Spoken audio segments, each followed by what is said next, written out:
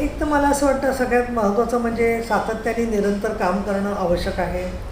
त्याचबरोबर ज्यांना रंजले गांजलेले आहेत, ज्यांना अडचणी आहेत, आज कितीतरी स्त्रिया त्रासलेल्या आहेत, त्यांना मदत करण्याचं काम जसं महत्त्वाचं आहे, तसं स्त्रियांनी एकमेकीच्याबद्दलसुद्धा सकारात्मक बोलावं. निदान एका महिलेने दुसऱ्या महिलेला एका तरी महिलेशी तिला कौतुक करावं, तिला प्रोत्साहन करावं, सकारात्मक भूमिका ठेवावी.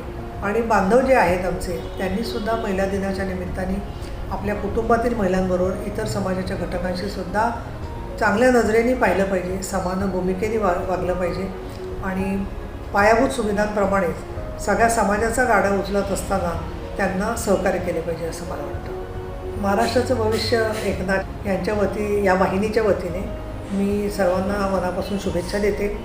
आंतरराष्ट्रीय महिला दिन म्हणजे शांतता, समानता, विकास आणि मैत्री स्त्रियांच्या नजरेतून जगाकडे पाहूया.